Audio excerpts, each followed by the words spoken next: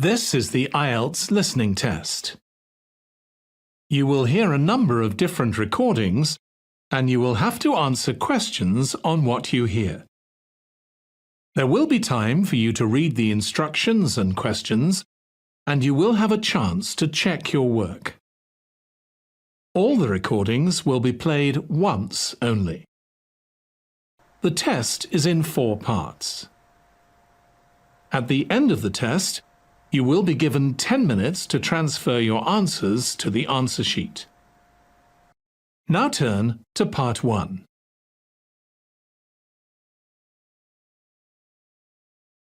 Part 1. You will hear a conversation between a commercial property letting agent and a businessman who wants to move his business to new premises. First, you have some time to look at questions 1 to 6.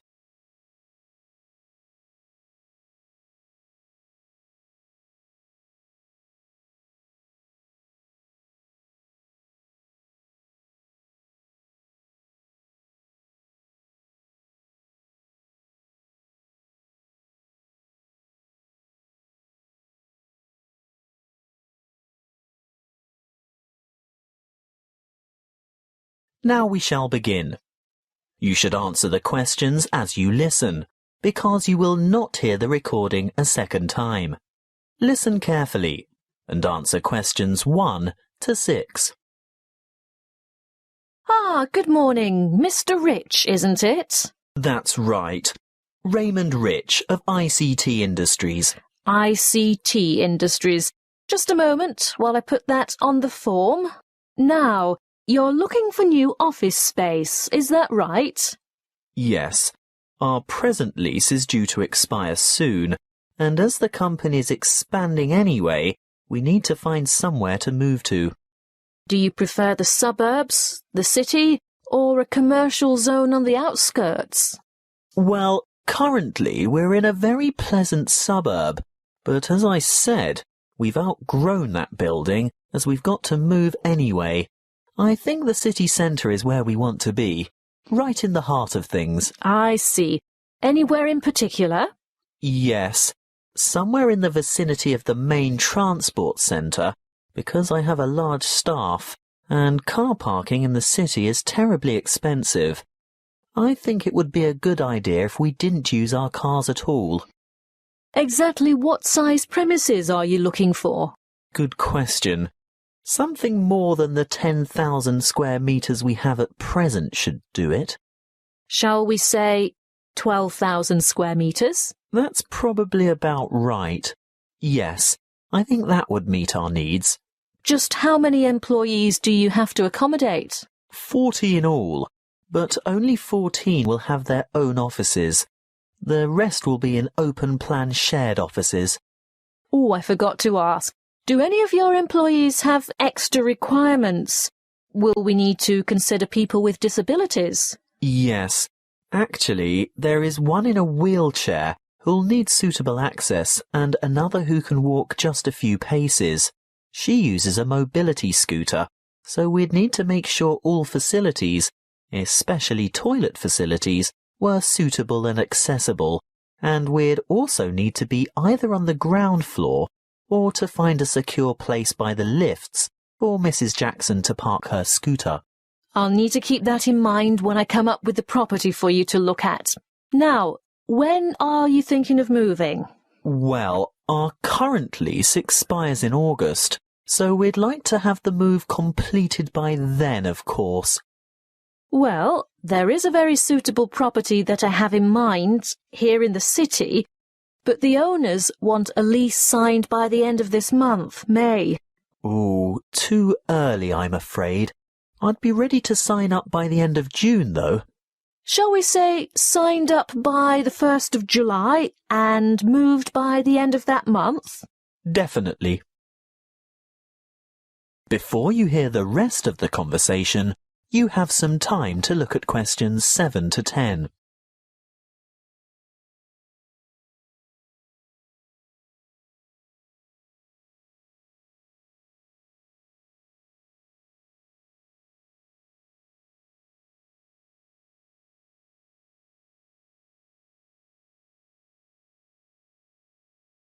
Now listen and answer questions 7 to 10.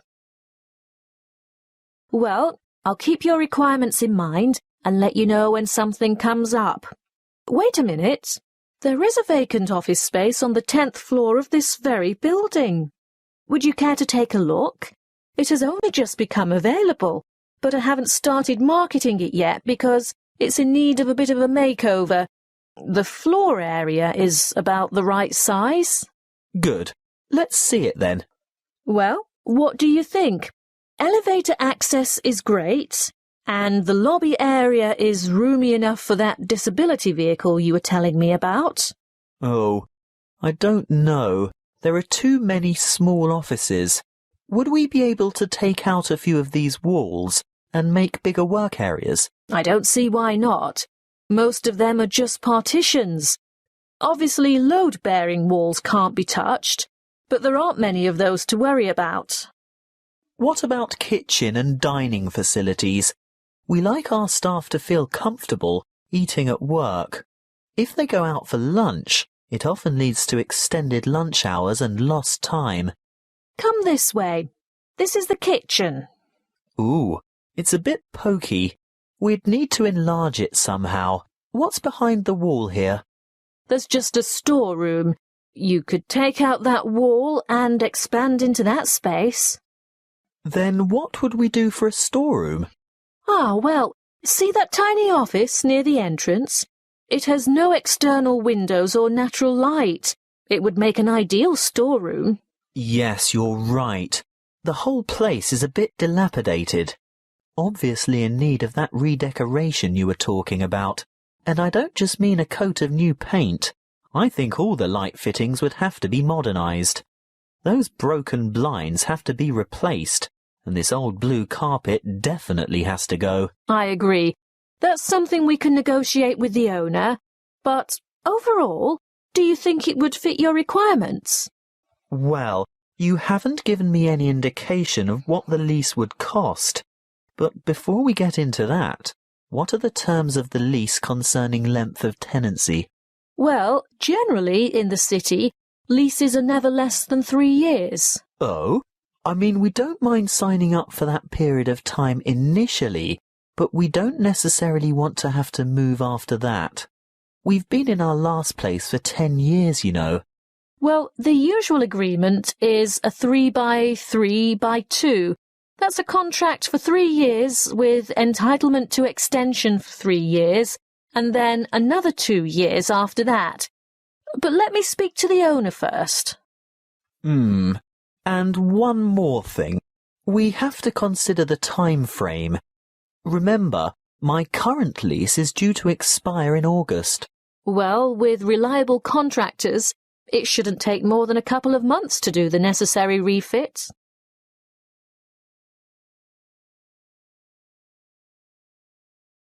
That is the end of part 1. You now have 1 minute to check your answers to part 1.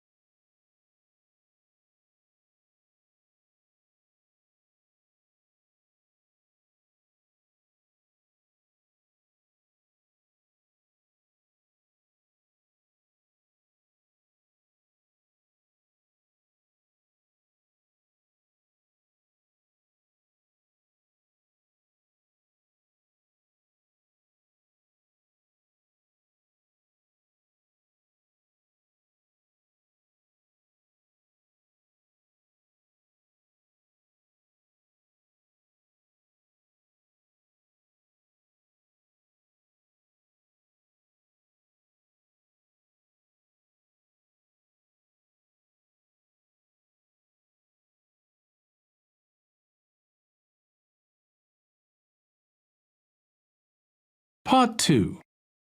You will hear a student counsellor giving information and advice about further study. First, you have some time to look at questions 11 to 14.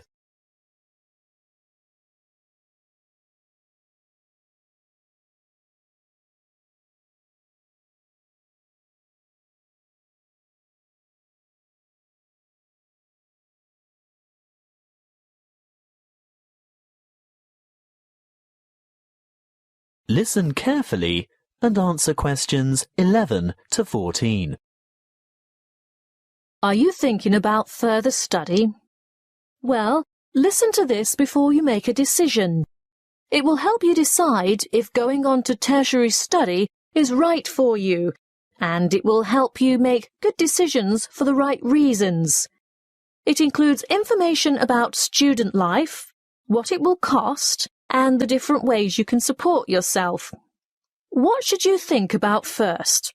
Well, obviously, you're thinking about tertiary study, and it's one of the biggest decisions you'll make in your life. What you decide now will affect the rest of your life. It's the last year of high school for most of you, and you're busy and under pressure. Perhaps you're thinking of going abroad, getting a job, or working for just a year or two to save some money before getting back to study. Let's assume you're choosing to continue studying next year. It's important that you set yourself goals and plan how you're going to achieve them. First off, career goals. What career do you want to pursue, or what is it your parents want you to do? Then, you need to think about employment opportunities at the end of your study. Will your qualification assist you in finding a rewarding job? Thirdly, course selection. Exactly what qualifications will you need? For instance, a degree, a diploma, or something else. Now we're down to study goals. The number of papers you can study at a time, and what sort of grades you would like to attain. Before you hear the rest of the talk, you have some time to look at questions 15 to 20.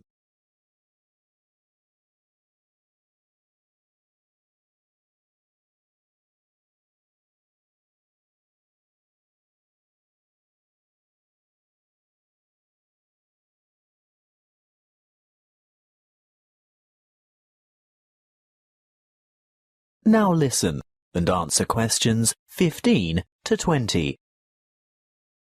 Now, how do you make all that happen? You might feel overwhelmed by all the choices, but there are people and agencies to help. Career Services is a great website with lots of useful information and a search tool for finding courses and providers throughout the country. Then, there are the tertiary education institutions themselves. Universities and institutes of technology, for example, have comprehensive information on their particular websites. You can find out most anything there. Many campuses have a student support association, and they can tell you a lot about what to expect. Don't be afraid to ask them anything.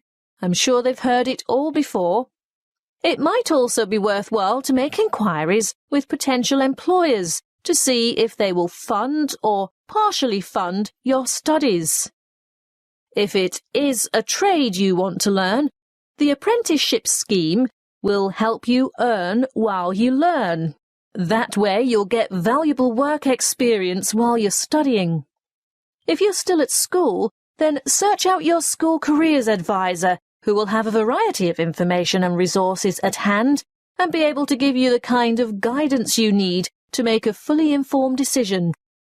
And, last but not least, don't forget your parents and other family members. They can be of enormous help too. Oh, one last thing that might help you make up your mind. Have you thought of applying for a scholarship? Some embassies, governments and individual institutions offer scholarships to cover part or all of your study fees. Most large libraries have a comprehensive catalogue of the various grants, awards and scholarships that are available. That is the end of part 2. You now have 30 seconds to check your answers to part 2.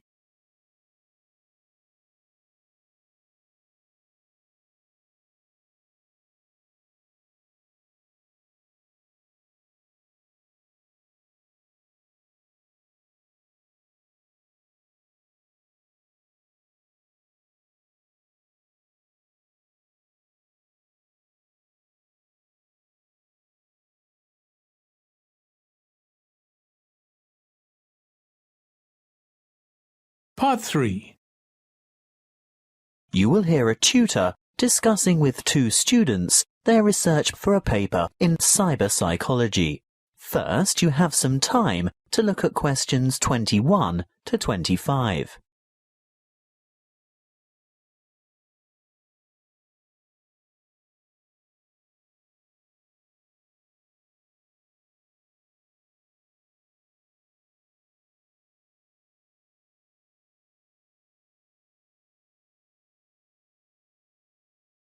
Listen carefully and answer questions 21 to 25. I'm very glad that the two of you decided to pursue this research topic, because I think it's not only much needed, but very relevant to current psychological concerns about addiction issues in young people. Now, tell me, how did you get started? Well, we looked around for problems, or perceived problems, that teenagers in general might encounter, and we came up with the extremely popular phenomenon of instant messaging and the implications that the use or overuse of this form of communication might have on teen behaviour. Then we decided to propose the concept of instant messaging addiction. By the way, do you mind if we abbreviate instant messaging to I.M. in our discussion? Not at all. But before you go any further, tell me something about the demographic sample you used. We chose a random sample of teenagers from Jiangsu province from a typical public middle school, and we considered this group to be representative of teenagers in urban China. We distributed 500 questionnaires and 450 were returned. The sample group was on average aged between 14 and 15 years. Internet addiction, or technological addiction as it's sometimes called, has been studied many times before. What makes your research different? Well, previous studies indicated that internet-dependent students are more likely to use instant communication, but we wanted to find out primarily whether I.M. addiction actually exists, and if so, what the symptoms are. And secondly, we wanted to know whether I.M. addiction could be predicted. And finally, whether addiction has an impact on academic performance. Quite a large undertaking. Tell me, what I.M. addiction symptoms did you identify among teenagers in your sample? We found 4 major I.M. addiction symptoms, which are remarkably similar to the symptoms used to identify substance dependence. Although here we're looking at behavioural addiction, not chemical addiction to drugs, alcohol, or the like. Yes, loss of control was a significant factor, which indicates that the addicts had less self-discipline. They could not control the amount of time they spent on I.M., and they neglected their schoolwork, as well as other responsibilities or obligations they might have. Obviously, academic performance was adversely affected. I'm sure that led to a lot of complaints from family and friends, not to mention teachers. Yes, of course. Another symptom was, as you would expect, a preoccupation with instant messaging. They would be annoyed if interrupted when chatting online, and they would feel depressed and moody when they couldn't. They would go without sleep in order to chat, and when they were offline, they would still be thinking about online chatting. As in chemical addiction, they would need to increase the dose, in this case of I.M. time, to get satisfaction. That sounds quite disturbing. Yes, and as you can imagine, loss of relationships due to overuse of I.M. was a factor too. The addicted teenagers would rather chat online than go out with friends or spend time with family, which jeopardized their social relationships and their educational opportunities. The fourth addictive factor we found was escape. These teenagers used I.M. as a form of escape from reality and responsibilities. Before you hear the rest of the conversation, you have some time to look at questions 26 to 30.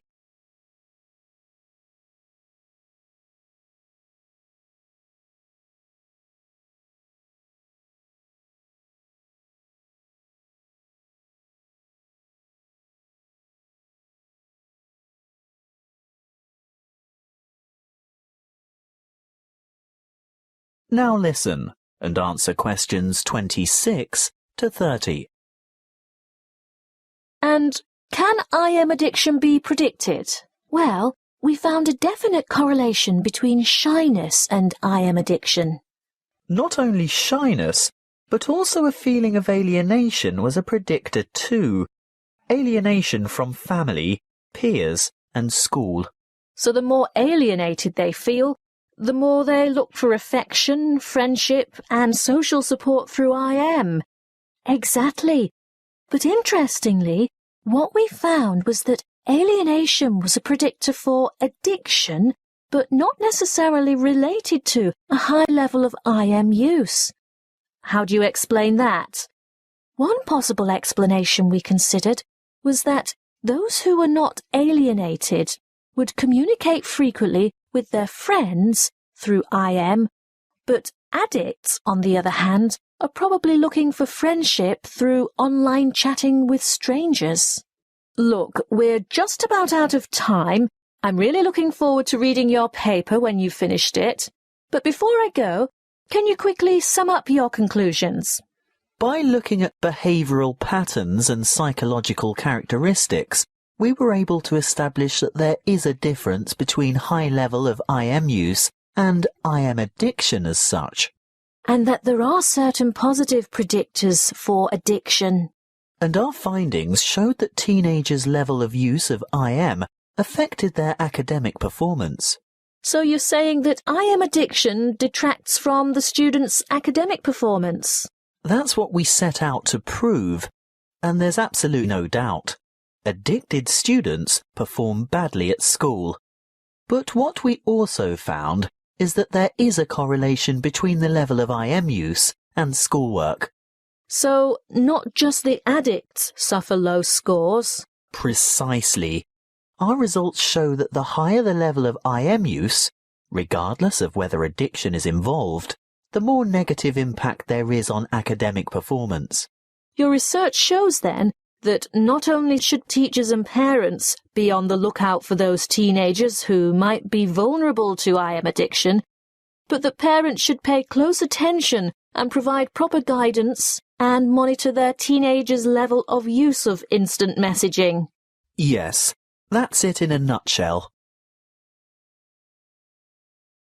That is the end of part 3. You now have 30 seconds to check your answers to part 3.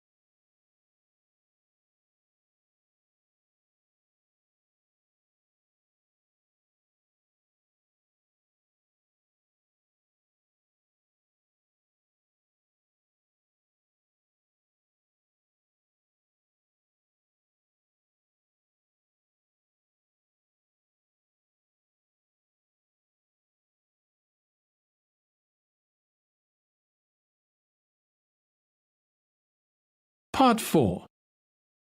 You will hear a geography lecture on the British Isles. First, you have some time to look at questions 31 to 40.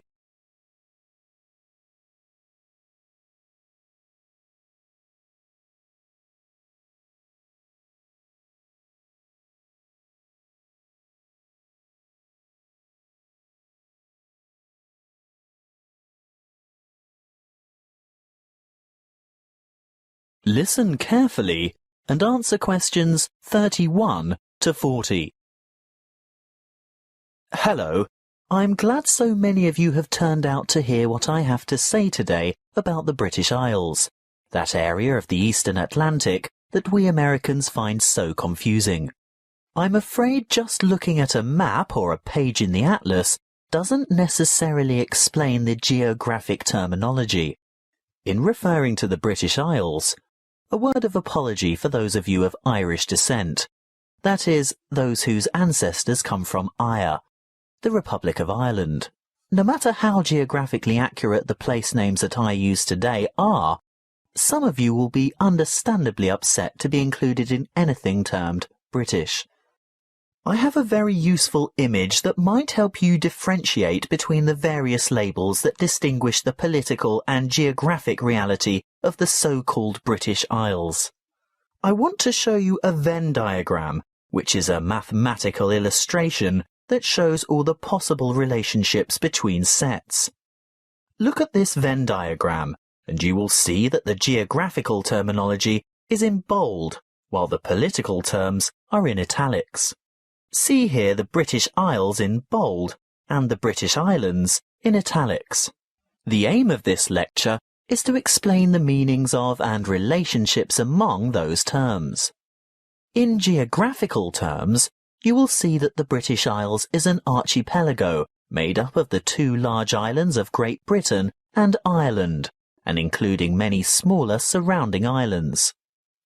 Of course, you can't tell from the Venn diagram the true comparative size of these islands. You'll need to look at the map for that. But take my word for it, Great Britain is the largest island of the archipelago, followed by Ireland, which in reality, geographically, lies to the west, and there are over 1,000 smaller islands. Now, in political terms, the United Kingdom of Great Britain and Northern Ireland is the constitutional monarchy, which includes the island of Great Britain, some small nearby islands, although not the Isle of Man or the Channel Islands, and the northeastern part of the island of Ireland. Thank goodness it is generally shortened to United Kingdom, the UK, Great Britain, or even the abbreviation GB, although none of these are strictly correct, of course. You'd better listen carefully to the next part, because, I warn you, it is very confusing. Ireland is the name of the sovereign republic occupying the larger part of the island of Ireland. But to distinguish it from the name of the island itself, and most importantly from the other part which belongs to the UK, it is called the Republic of Ireland, or its Irish language name, Eire. That's E-I-R-E, even though Eire directly translates as Ireland. The smaller portion of the island is called Northern Ireland. The partition of Ireland took place in 1922, after a great history of struggle that we won't go into here. England, Scotland, Wales and Northern Ireland are legal jurisdictions within the United Kingdom, but Great Britain refers to the countries of England, Wales and Scotland as a unit. The British Islands contain the United Kingdom, the Channel Islands, made up of Guernsey and Jersey, and Isle of Man, which all have the British monarch as head of state. Interestingly, the Isle of Man, although governed as a British Crown dependency, has its own parliament, but relies on the UK for defence and in matters of external relations. So, you've learnt something about the geographical and political confusion surrounding the British Isles. Let's have a look at some of the linguistic confusion. To start with, there isn't an adjective to refer to the United Kingdom, so the term British is generally used. However, that means that citizens of Northern Ireland, although not on the island of Great Britain, still describe themselves as British, because this reflects their political and cultural identity. Irish, in a political sense, refers to the Republic only, so sometimes citizens of Northern Ireland would call themselves Northern Irish as a point of difference. Of course, the Northern in Northern Irish is not completely accurate either, as the most northerly peninsula on the island is in the county of Donegal, which is part of the Republic.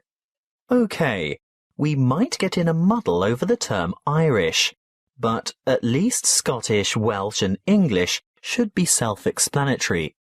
Apparently not to us Americans, and Europeans are often guilty of this too. We often use the term English incorrectly to mean British. I'd have to be the first to admit to calling my Welsh colleague English, which really gets his heckles up. He is Welsh, he tells me, and he may also be British, but he is definitely not English. Just one more thing. What is the British Commonwealth? It's a voluntary association of independent states, many of which were former British colonies. In fact, what was primarily the old British Empire. However, it's no longer known as the British Commonwealth, but is now called the Commonwealth of Nations instead, presumably because current members do not want to remember the old colonial ties. That is the end of Part 4. You now have 1 minute to check your answers to Part 4. That is the end of the listening test. In the IELTS test, you would now have 10 minutes to transfer your answers to the answer sheet.